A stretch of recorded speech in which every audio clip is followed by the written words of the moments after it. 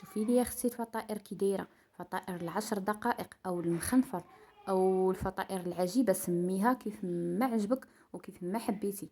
هانتوما البنات فطائر اللي ساهلين وخفاف كالريشه، واهم حاجه لذاذين وبنانين. شوفوا معايا القوام ديالهم كي داير، وديال التحميره ديال الوجه البنات يتقدموا مع العسل، يتقدموا مع الزبده اللي بغيتو.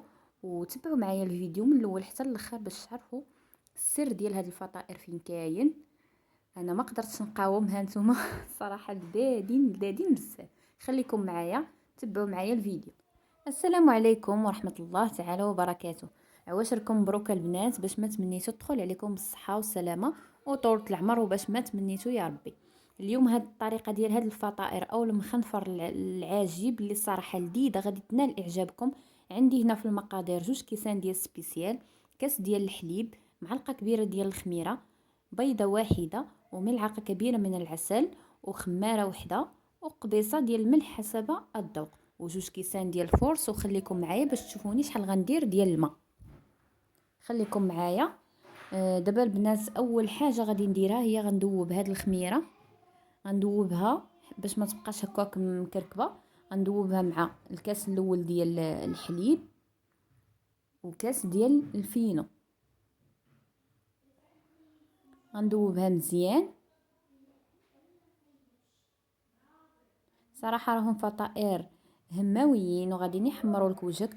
واهم حاجه انك غادي تحتاجيهم في رمضان بزاف البنات. حنا كنعرفوا في رمضان كنبغيو هادشي ديال الفطائر اللي كيتقدموا مع العسل ومع الزبده. علاش لا؟ المهم راه ما فيهمش الزيت البنات، ما تخافوش راه ما فيهمش الزيت.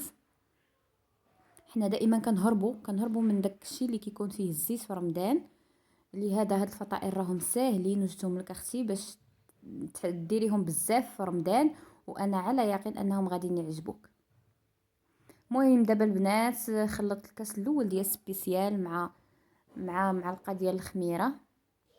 بعد ما تجانس الخليط ديالنا غادي نضيف باقي المكونات. نضيف البيضه وغنضيف معلقه ديال العسل.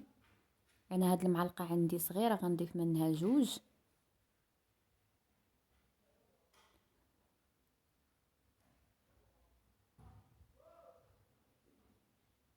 وغندير دابا ملحه حسب الذوق البنات، كل واحد وكاين اللي كيبغي شويه، مهم القياس وصافي.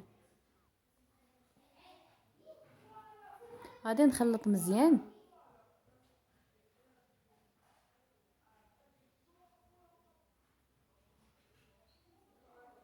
وغنبدا ندير الفورس ديالي والكاس الاخر ديال السبيسيال اللي بقى ليا تدريجيا.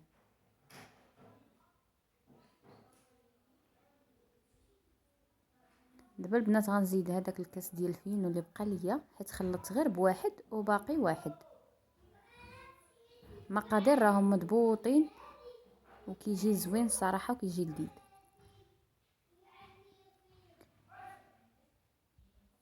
دابا البنات غادي نضيف الدقيق، الكاس الاول، وغندير الكاس الثاني،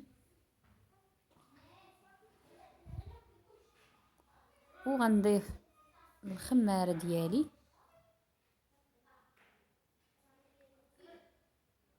ودابا غنضيف داك الكيسان ديال الماء، عندي 3 ديال الكيسان ديال الماء، هما غنديرهم كاملين.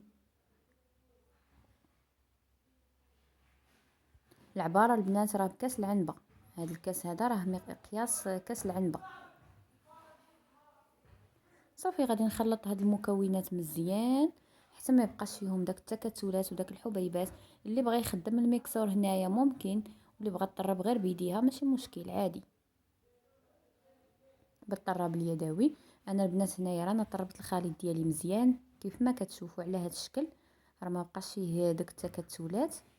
ها هو راه كيولي بحال الخليط ديال البغرير شي.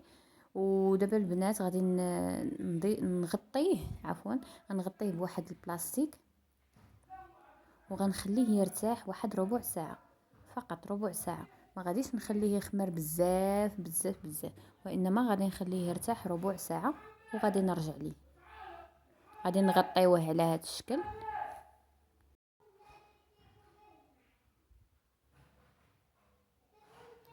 وغادي نخليوه البنات يرتاح. وخليكم معايا. دابا البنات من بعد ما خليته ربع ساعه، ها هو رجعت للخليط ديالي كيف ما كتشوفوا. يلاه بداو كيتكونوا داك الفقاعات، يعني ارتاح شويه الخليط. ودابا غنكونوا شعلنا المقله ديالنا اللي ما كتلصقش، مقله ديال بغرير تكون ما كتلصقش. وغنطيبوا الفطائر ديالنا على نار مهيله باش ما يتحرقوش حيت فيهم العسل. هانتوما البنات الا جاكم الخليط ديالكم ثقال شويه، راه حيت على حساب الدقيق، كاين اللي كيشرب كاين اللي ما كيشربش.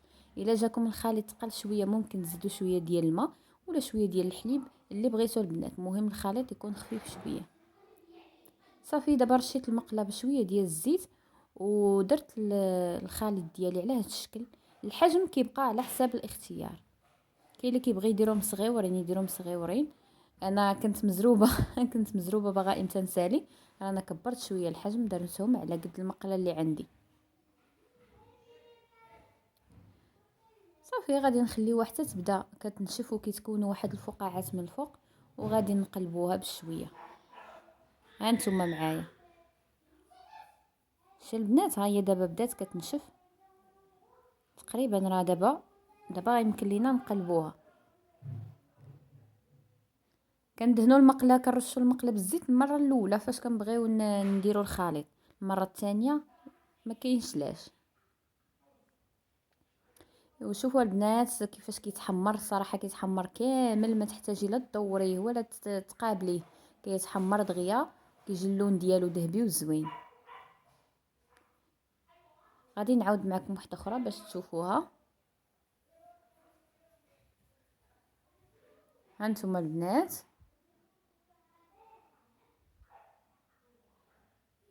صراحه زوينين وساهلين، كنتمنى تجربوهم، واللي جرباتهم ترد عليا في التعاليق.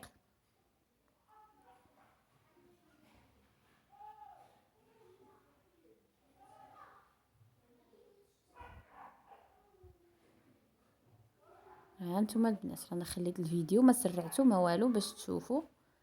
ها انتم دابا غادي نقلبها هكا بشويه، ما تخافوش منا فاش تبغيو تقلبوها، خدموا يديكم وغادي تقلبوها بيديكم كما درت ليها انا.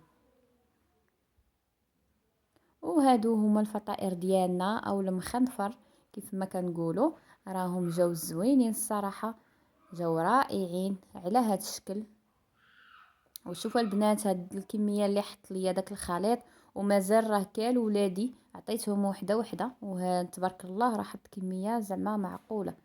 كيتقدم بحال هكا مع العسل ومع زبيده، وكنتمنى ينالوا اعجابكم. شوفوا الخفافين البنات بحال الريشه وكلهم محمرين. كنتمنى ينال اعجابكم الفيديو البنات، ما تنساوش لايك. الى اللقاء في امان.